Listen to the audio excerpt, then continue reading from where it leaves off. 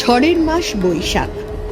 ঋতুচক্রের গতানুগতিক জীবনযাত্রায় ঘুম ছুটিয়ে ধুলোর ধ্বজা উড়িয়ে ছুটে আসে সে। আগে আগে তাকে পথ দেখিয়ে চলে বিদ্যুৎ, তীব্রতার হাসির ছটা।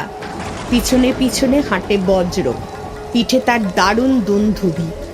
দেখি আকাশে জলে আগুন, রোদের চাঁপাকলিতে লাগে রক্ত জবার রং। হাওয়ায় নড়ে চড়ে ওঠে ঘূর্ণি, মজা নদীর মজ্জায় পাকিয়ে ওঠে সিঁদুরে ঢেউ। শিউরে ওঠে বন, সারা ভুবন জুড়ে জাগে চঞ্চলতা। এই বৈশাখের মতোই রবি ঠাকুরের জন্ম।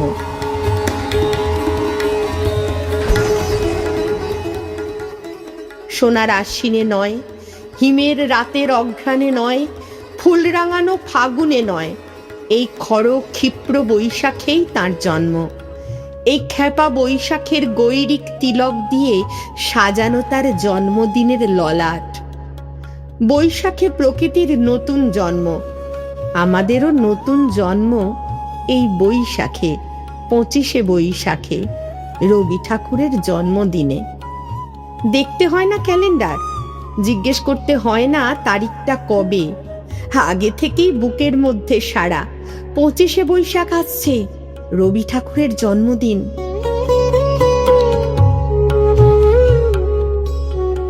আমাদের দুর্গোৎসবের দিনগুলো বৈদ্যুতিক আলোয় অন্ধ, মাইক যন্ত্রের চিৎকারে যন্ত্রণা কাতর, চাঁদা আদায়ের ধাঁধায় বিপর্যস্ত। শেষ পর্যন্ত হ্যান্ড বাজানো বিসর্জনের দিন হাত বোমার লড়াইয়ের আশঙ্কায় উৎকণ্ঠিত। আমাদের দোলের দিন ছেঁড়া পাঞ্জাবি আর তালিমারা ধুতির আড়ালে জড়সড়। আমাদের সাধক মহাপুরুষ কিংবা দেশপ্রেমিক নেতাদের জন্মদিনে উৎসব হয় না, হয় মিটিং। মিছিল বেরোয় মানুষের নয়, মোটর লরির। শহরের রাস্তাঘাট কেঁপে ওঠে মানুষের কলরবে নয়, জগঝম্পের লম্ফঝম্পে। এইসব জন্মদিনের স্রোতধারার একমাত্র লক্ষ্য মঞ্চ অথবা মিটিংয়ের মাঠ। আর সেখানে পৌঁছলেই সব শেষ। পরের দিন সকালে ট্রামের চাকার আওয়াজ, মোটরের হর্ন আর ট্রাফিকের কলরবে গতকালের সমারোহের এতটুকু সুর কানে বাজে না। রবি ঠাকুরের জন্মদিনে বক্তা এসে বক্তৃতা দিয়ে যায় না, মানুষ এসে কথা কয়ে শোনায়। মুঠি পাকানো জেহাদ নেই এই জন্মদিনে, শুধু মুঠো মুঠো আনন্দ ছড়ানোর উদ্যম। তাতে ফুলের গন্ধ আছে, আছে ধূপের ধোঁয়া, আর আছে শ্রদ্ধা বিনয়ের পবিত্রতা।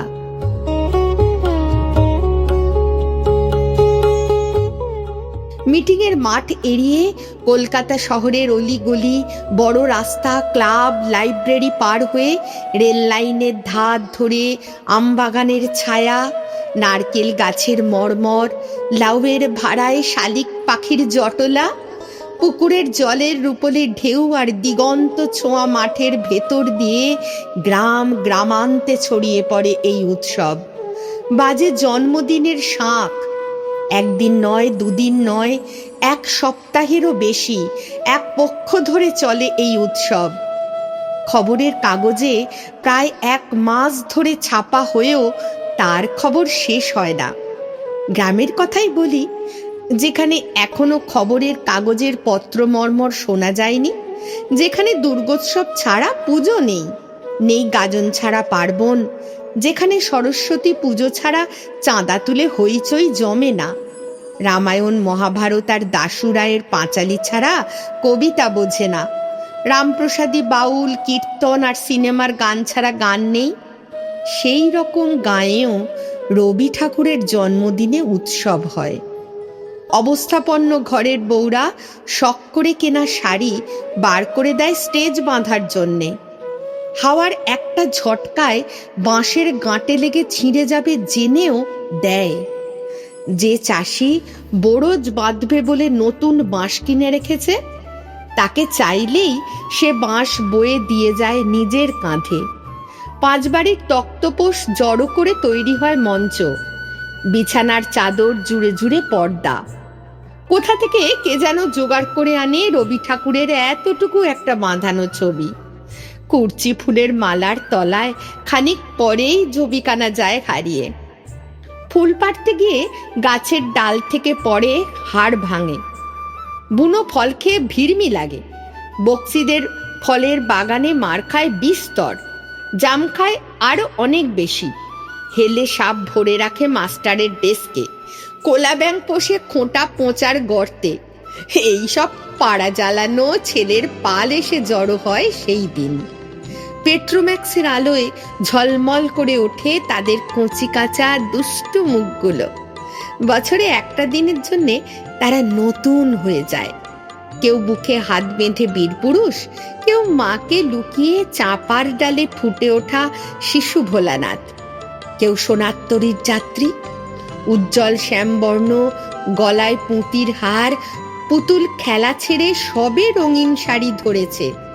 স্কুল ছেড়ে রান্নাঘরের খুন্তি। সেই সব ঘর পোষা নির্জীব মেয়েরা শুধু ওই একটা দিনের জন্যে বাল্মীকির হঠাৎ গাওয়া নতুন ছন্দের মতো সবাইকে চমক লাগিয়ে দিয়ে পড়ে শোনায় নির্ঝরের স্বপ্নভঙ্গ।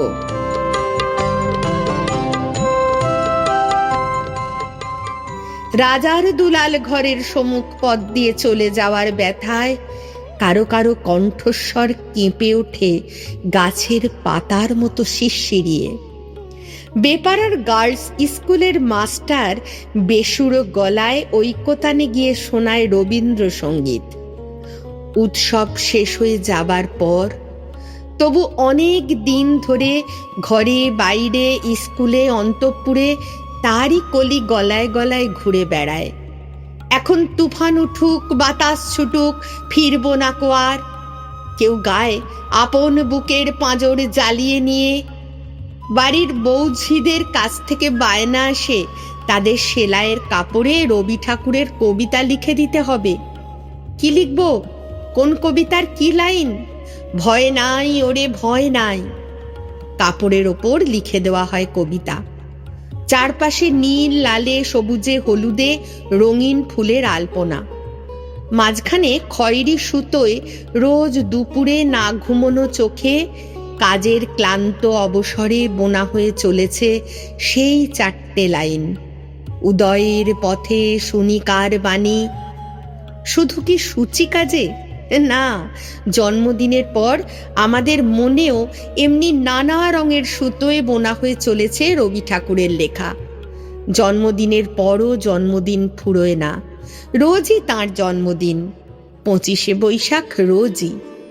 প্রতিদিন প্রতিনিয়তই তাঁর সঙ্গে আমাদের চলাফেরা মেলামেশা।